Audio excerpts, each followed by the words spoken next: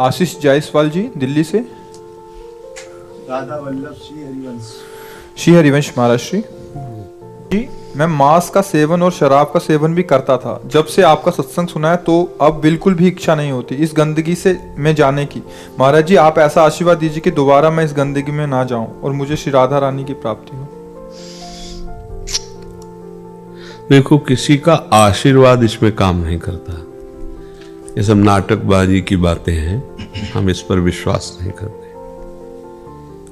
आशीर्वाद संतों का शब पर रहता है। कैसा गंदा स्वभाव बन जाता है, दूसरे का मांस भक्षण कर रहे हैं। मतलब आप थोड़ी देर विचार करके सोचो, अपने कभी ऐसे काट के देखो दांत से कैसा लगता है।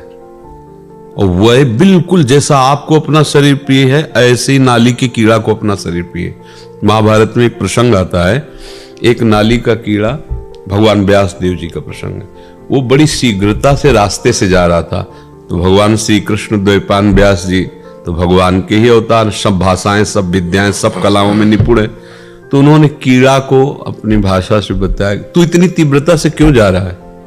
तो उनका घर घर करती हुई देखो ये गाड़ी आ रही, बैलगाड़ी, अगर मैं पार नहीं हुआ तो मैं दब जाऊंगा, मर जाऊंगा। बोले नाली के कीड़े, मर जाओगे तो और योनि प्राप्त होगी।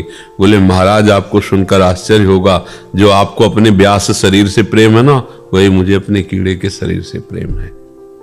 सबको शरीर प्रिय होता है। अब सोचो, आपके शरीर में जैसे प्रियता, ऐसे उन जीवों के शरीर में प्रियता है, और आप उनको काट करके उनका मांस खाते हो। आप क्या हो?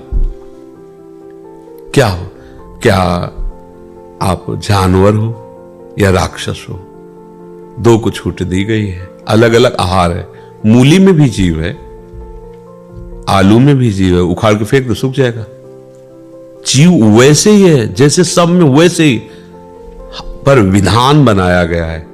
आपके लिए ये आहार, आपके लिए आहार। शेर के लिए मूली गाजर नहीं बनाई गई।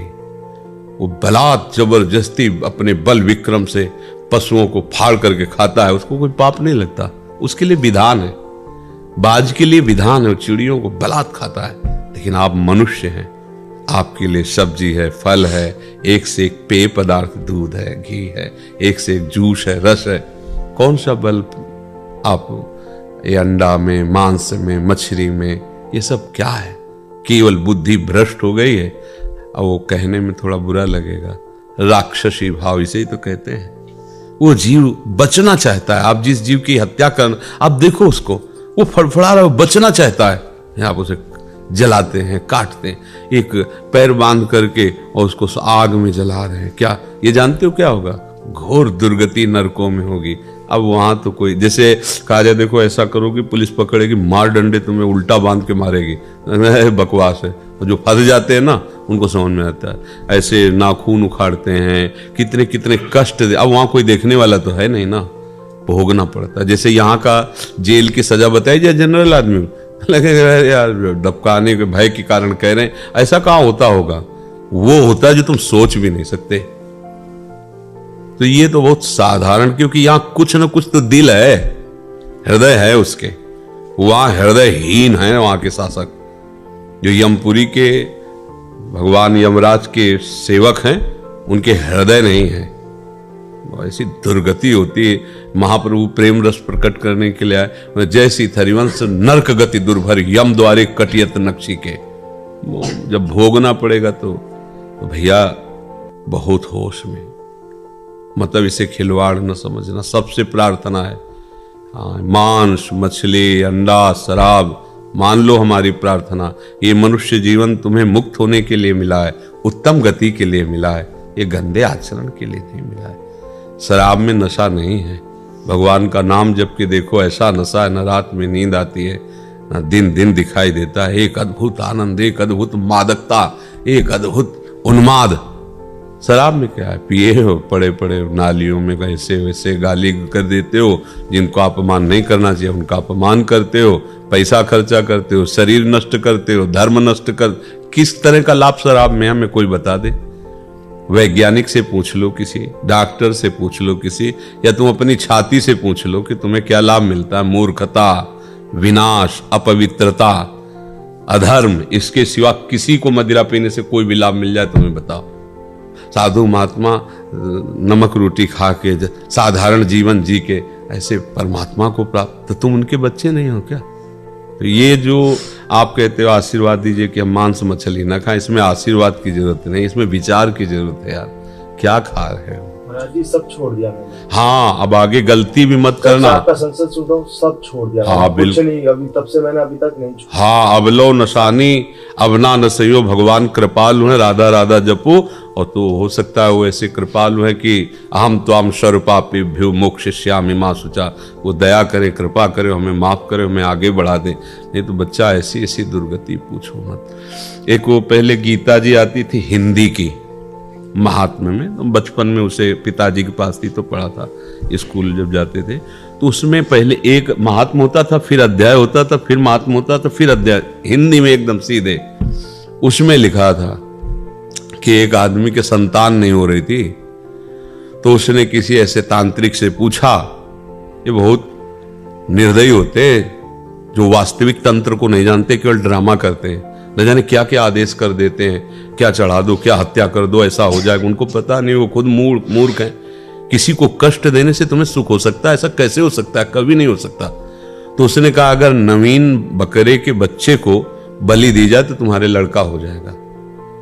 और वो ढूंढा अपने गांव में, तो हाल में ही एक ब्याई हुई बकरी थी, उसका बच्चा ऐसे दूध पी रहा था, बकरी उसको दुलार कर रही थी, तो उसने बकरी वाले से कहा बच्चा दे दो, हम तुम्हें बकरी की रकम दे देंगे।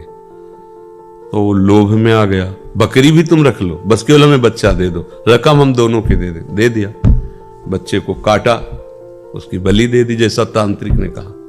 भला ऐसा दूसरे को बच्चे को मारकर किसी का बच्चा हो सकता है? भूल न करना, कभी कोई भूल मत करना।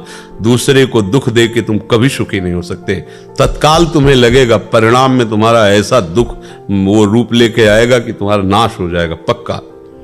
अब वो जब शरीर छूटा तो बकरा बना, और वो बकरा आदमी बना, और वो छुरी टेर रहा था उसके काटने के लिए, उस महात्म्य में लिखा था। तो बकरा ऐसे देख करके हंसा।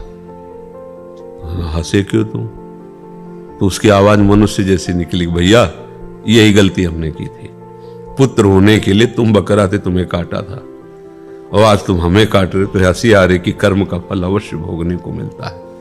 अवश्य तुम जिसका मांस खा रहे हो वो तुम्हें चीत चीत के खाएगा, आज नहीं तो कल, और नहीं तो ऐसे रोड में फैला तुम्हारा मांस फिरेगा कि कोई खाने वाला भी नहीं होगा। देखते हो ना एक्सीडेंट जो होता है, चिथड़ा उड़ जाता है सबके पैरों की तरह रौन, वह इसी को सजाया था ना मांस खा के। या फिर भारी कैंसर, यहां ऑपरेशन, फिर यहां ऑपरेशन, फिर यहां ऑपरेशन, हर तरह का कष्ट जला के राख कर दिए जाओगे। कीमो, ये वो, नरक यही भोगो पहले, फिर तो जाके। ये लोग समझते नहीं। लोग समझते हैं कि हम बहुत बड़े आदमी हैं, शराब पीते हैं, मुर्गा खाते हैं, मांस खाते हैं, ये जीवों की हत्या करते हैं। मतलब कैसी बुद्धि भ्रष्ट होती चली जा रही। एक दूध पीने वाला, घी खाने वाला, फल खाने वाला, सब्जी खाने वाला आदमी, सात्विक आदमी, वो और एक मांस खाने वाला, कैसा हो सकता है? बराबरी कैसे? तो मनुष्य जीवन मिला है अच्छे के लिए, कभी अब तक जो हुआ सो हुआ, एक सबके लिए, किसी एक के लिए नहीं। सावधान हो जाओ। ये जो लोग कहते हैं अंडा खाने से पावर बढ़ता है, 1 महीने ब्रह्मचर्य रह के देखो, नमक रोटी भले खाओ, देखो तुम्हारा पावर कैसा बढ़ता है। क्या बोले अंडा क्या है उसमें? देखो घृणित वस्तु, बुद्धि खराब हो रही। मलमूत्र को खाकर वो बलवान बनना चाहता है कैसी, मतलब कैसी निकृष्ट बुद्धि, समझ में नहीं आती। कैसी समझ? वो समझ रहा है मैं बहुत बड़ा आदमी हो गया, वीआईपी हो गया। अरे वीआईपी गिरी तुम्हारी समझ में आएगी जब तुम्हारे कर्मों का फल आएगा ना। अच्छे यहां जैसे है ना कि बहुत नेतागिरी करो, जब फंस के जाओ जेल में तो 5-5, 10-10 आदमी चलाते हैं, उनके लात जूता पकड़, फिर उनके होश खत्म होते हैं। हम देखा स्कूल में पढ़ते थे, जूनियर हाई स्कूल नरवल, तो एक आया था रस्सी से बांध कर, ऐसे चोर होगा, तो हम लोग ऐसे खिलवाड़ में ऐसे बाउंड्री से देख रहे, सामने पूरा थाना था, तो फील्ड में ऐसे 4-5 कुर्सी लगा के 4-5 की लठ चल रही थी। क्या चीख रहा था वो, कि देख के लगता है ये कभी कोई गलती न करे। देखो कैसी, या तो तुम देख रहे हो नरक में देख ले कि ठौर ले है। इसलिए भैया सावधान।